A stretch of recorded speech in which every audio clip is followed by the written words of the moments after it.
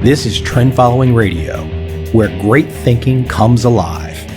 Nobel Prize winners, legendary traders, best-selling authors, and the pros that know what drive us irrational human beings. I am your host, Michael Covel.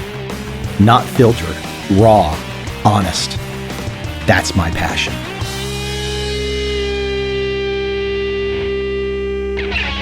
Let me give you a little bit of my morning routine today. Got up early, no shower. Didn't feel like showering. 91 degrees Fahrenheit outside, 33 degrees Celsius, 60% humidity. F that, man. I'm going to the track. Saigon, Vietnam. I think it's a college or a high school track up the street. And I'll usually go there once a week. I go by myself, usually. I used to train with a female trainer a few years back. We would race against each other. She was damn fast, but I could usually beat her, even though I had 20 years on her. But I go to the track to run sprints. It's my meditation. So it's about a mile or so walk there. I try to walk as fast as I possibly can, just to kind of limber up, loosen up. It's early in the morning after all. But it's up to the track for about, I'd say, 7 to 10, 75 to 85 meter sprints. Maybe the first one, I go at about 75%. But then I literally try to go at top speed, as fast as I can move my ass. I want to go down that track. Now, some of you might be thinking, Michael, this could be embarrassing for me. I've not done this for a long time. Hey, that's your problem, man. I practice at this.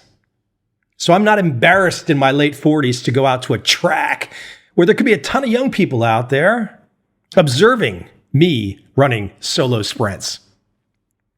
But I love it. I get 7 to 10 of those in at 75 meters to 85 meters, full stop.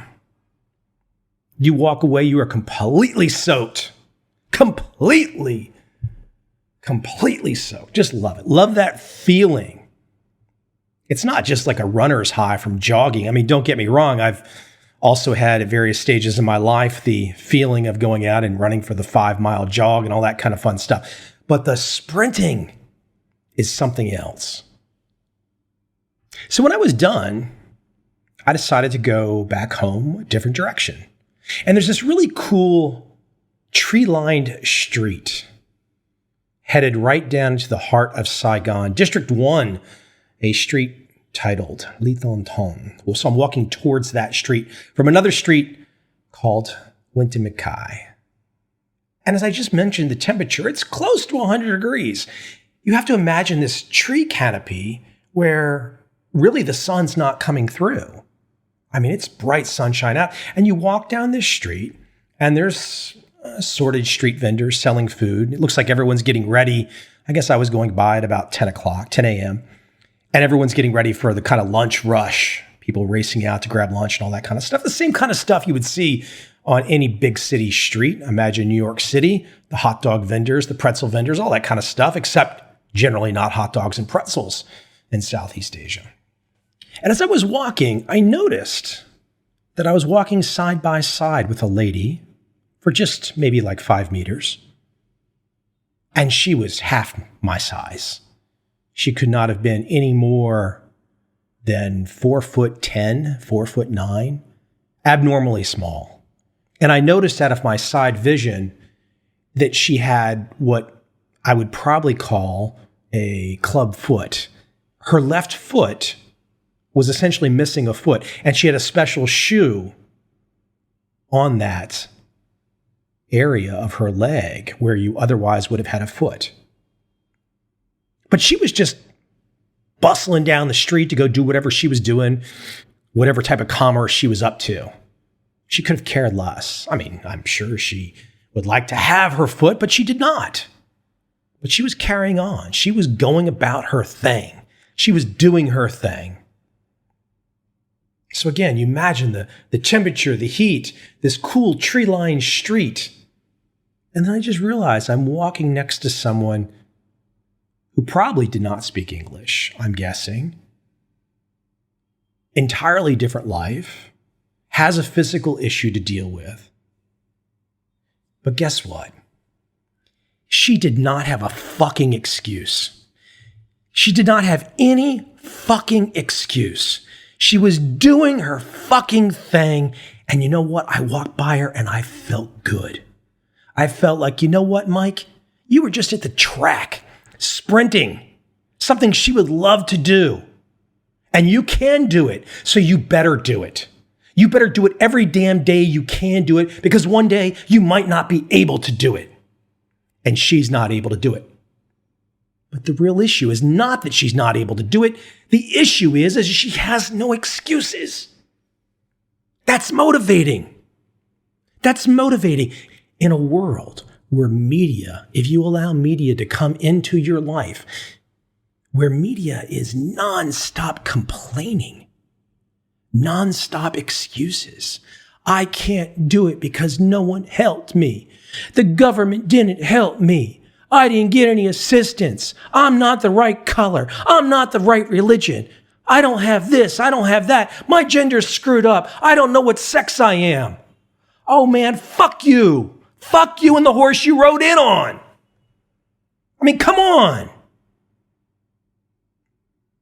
Think about the lady that I just described. 4'9", 4'10".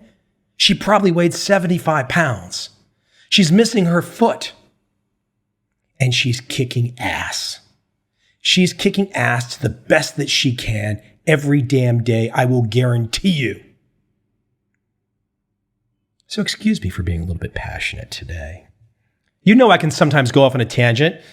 I will probably have to put in the show notes that this is a not safe for work episode. The F-bombs came fast and furious there. For a moment, I was transfixed on her and her ability to just do it. The great Nike motto, just do it. You know, I look at current life today and I want to be at a higher level. I don't want to have to know everything. I don't want to have to know your view. I don't want to have to know the view of the so-called important people. I don't want to have to chase my tail every day. I've tried like hell on this podcast since inception to create evergreen material. I don't want to find myself, and I'm sure I've screwed up somewhere along the lines, but I don't want to find myself commenting on current events or having guests on to comment about current events as a nonstop way of producing content.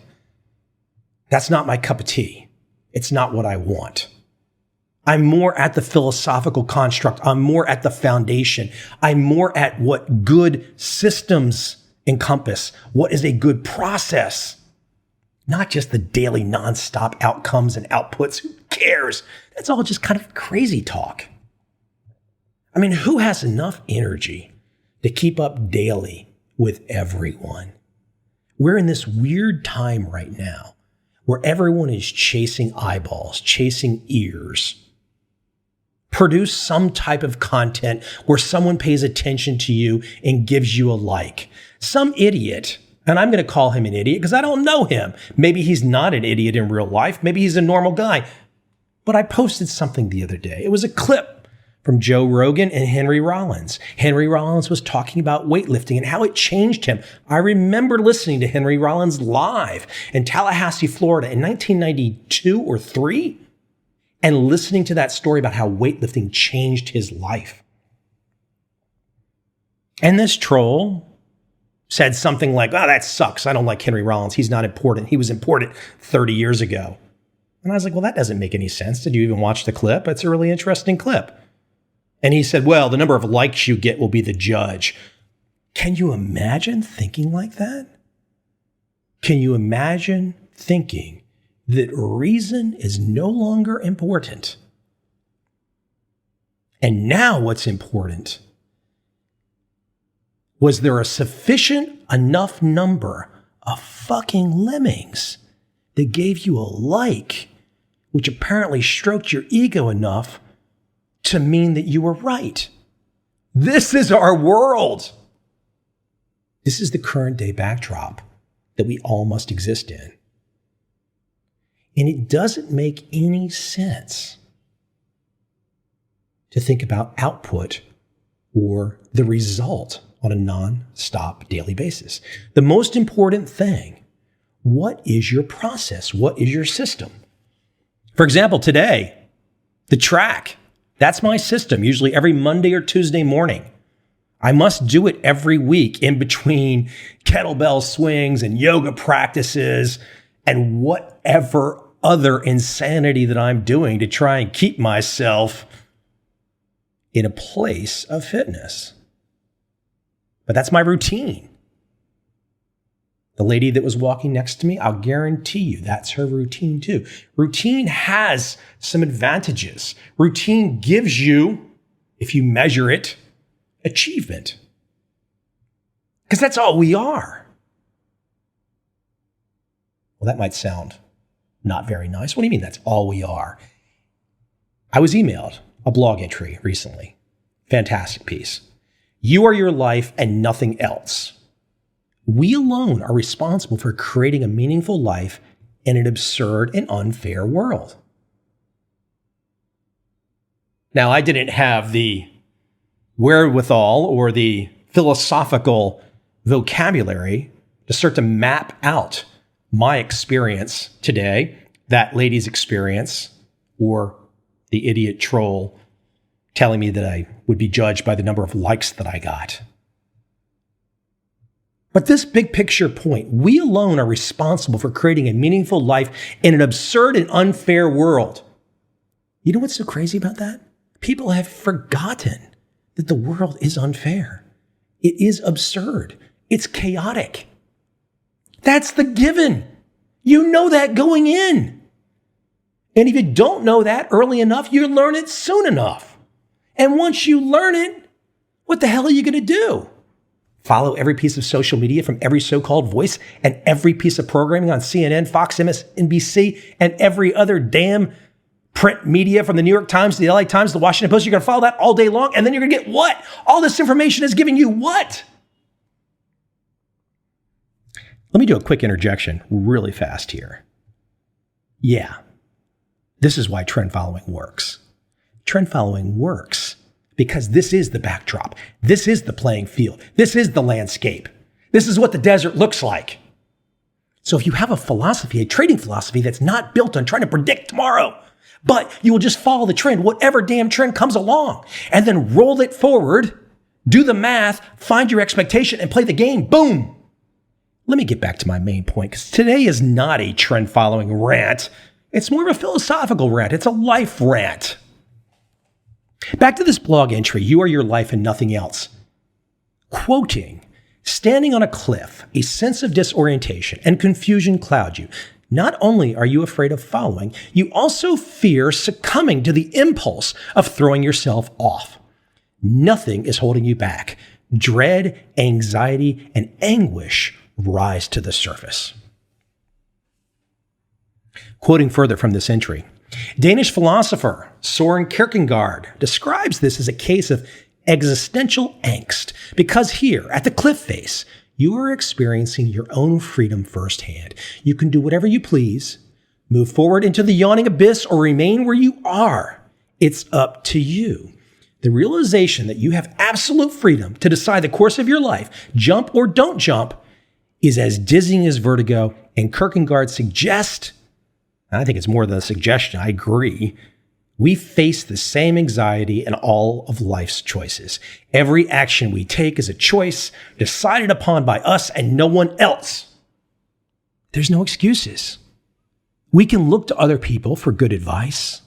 Maybe someone will listen to this podcast episode and be inspired to go down a philosophical path, to study more, to find out how the smart people that came before us figured things out, because plenty of smart people have come before us. Kierkegaard's argument is that life is a series of choices, and these choices bring meaning or not to our life.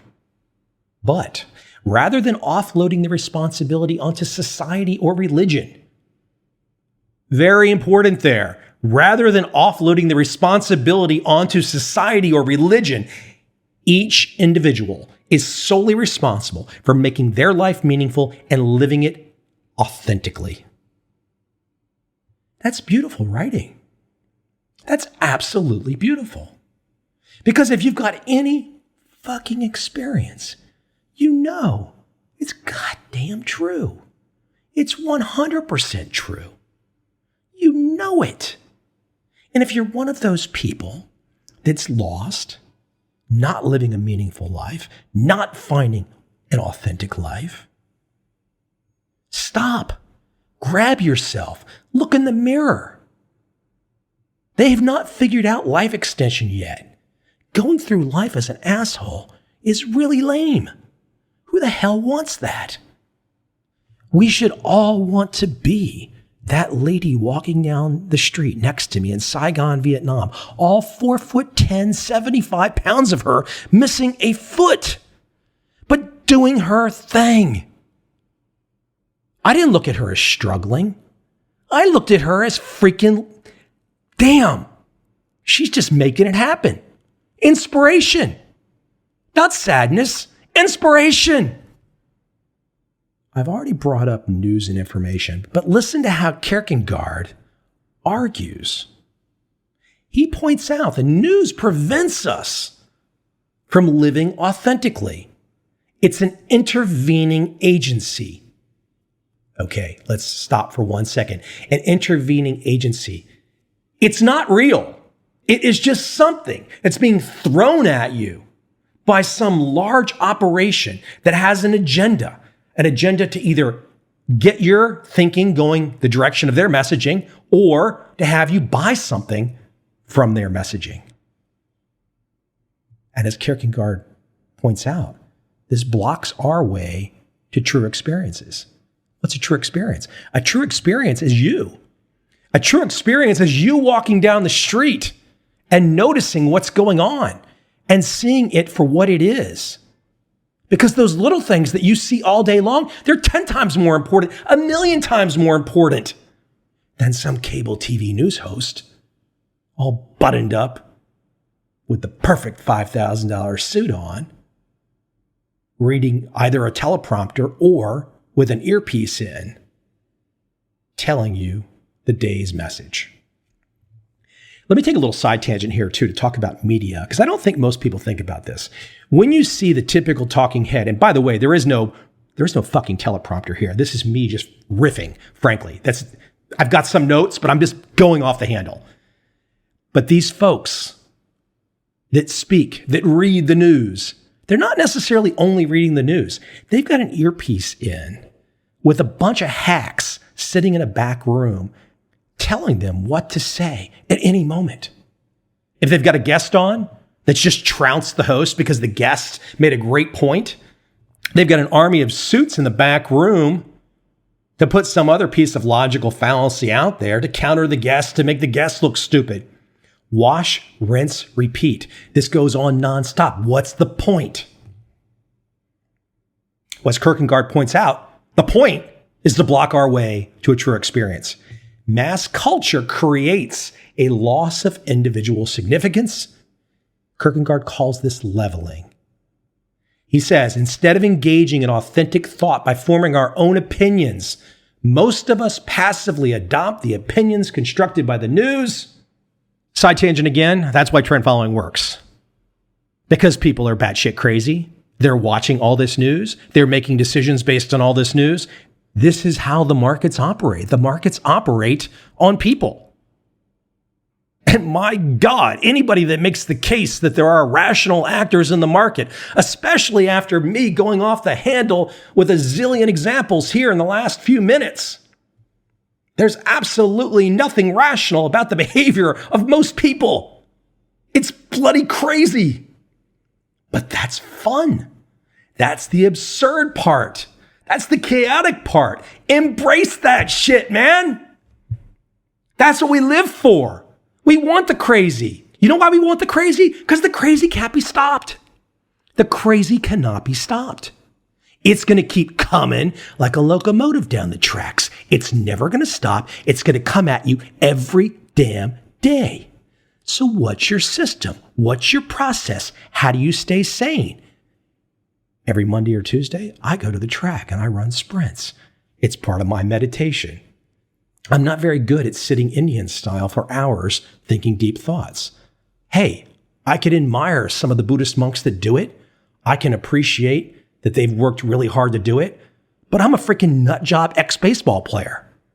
So I get my meditation from turning my brain off through the physical activity. This is why I do yoga.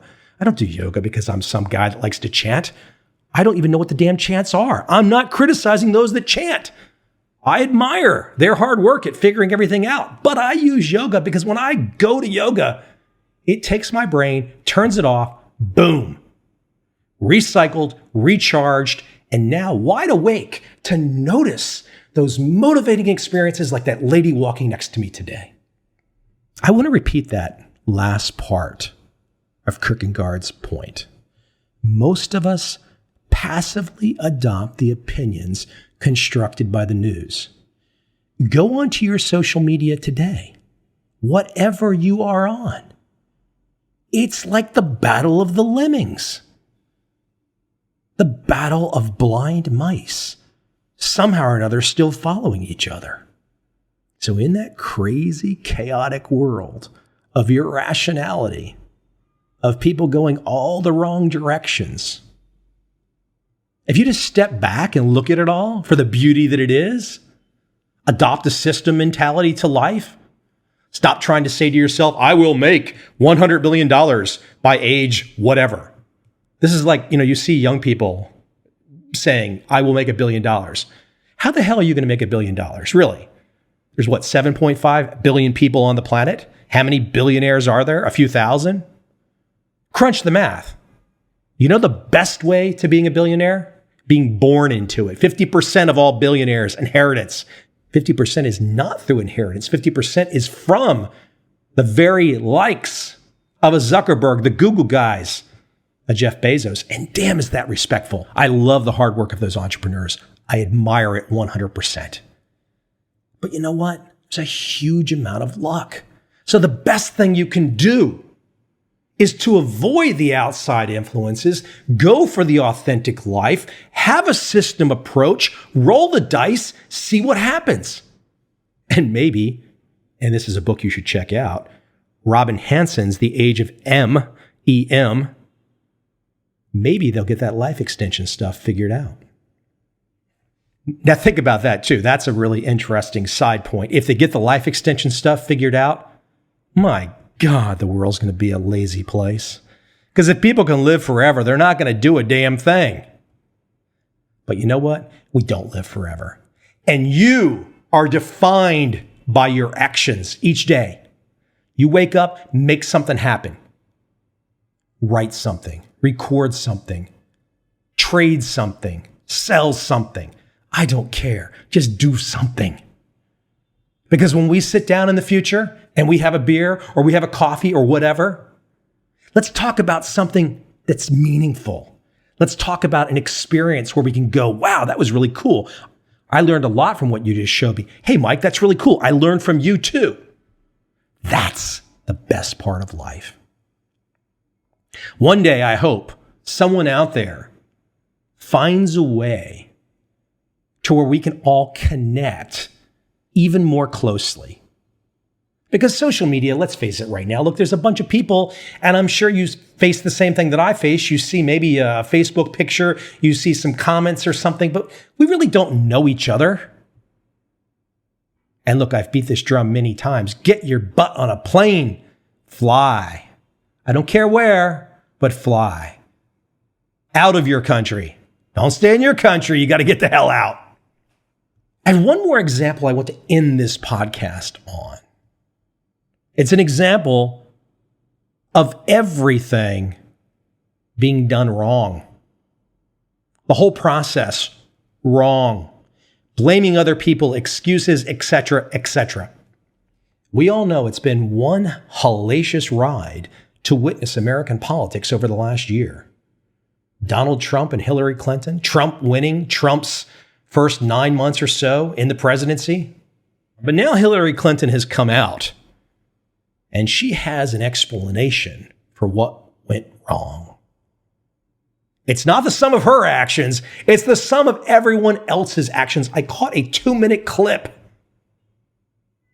And Clinton believes, if not for Jim Comey, Russia, WikiLeaks, Facebook, fake news, voter ID laws, America's sexism and misogyny, she would be the president of the United States.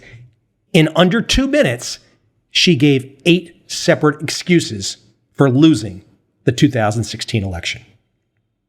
Now, look, that doesn't mean I'm sitting here trying to say Clinton's all that or Trump's all that. That's not the point.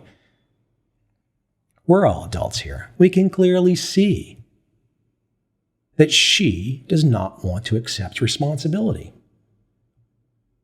Now, I'm not trying to only pick on her. I could find a zillion examples in my life where I've done stupid shit. Obviously, we can find a zillion examples in Donald Trump's life where he's done stupid shit.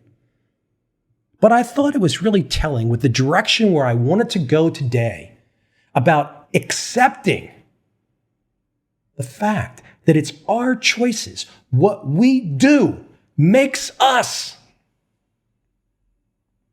The other stuff, the other people, that stuff only makes us if we pay attention, if we let it consume us. If we don't let it consume us, it's nothing. Every one of us has the unique opportunity to make something big happen. It starts, though, with our daily choices. What do we do each day? Each step. One step builds on another step. And another step. And we might do a lot of steps. And it might go against us. We still might have bad luck. That doesn't make a difference. The step process, the system process is all we have. Everything else, irrelevant. As I go out today, one more kind of side example in my mind that connects right in with this spirit. This first song that I'm going out with, the first few seconds that I'm going to play, the backing vocals. Think about the backing vocals. The backing vocals became one of the best, if not best, heavy metal singers ever. What do you do, buttercup, baby, just to let me down? Messed me around and then worst of all, you never call baby when you say you will. And yes, the background vocals, for those that did not know, one of Australia's finest, Bon Scott.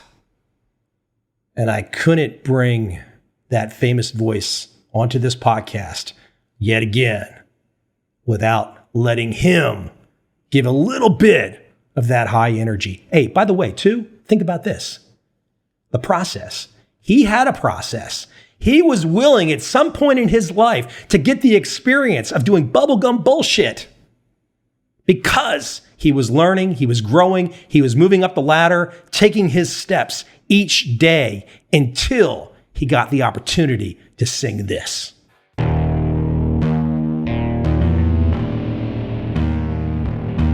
I see a time when those awake will understand how to make money in up, down, and surprise markets. Whether new trader or experienced, college student or financial advisor, protecting against a crash or just trying to make a lot of money, Trend following offers everyone an answer in uncertain times. To get started immediately, send me an email, michael@covel.com. I will send you the right trend following steps to take along with my free video. But if you want to buy and hold, trust the government and trust Wall Street, this is absolutely not for you.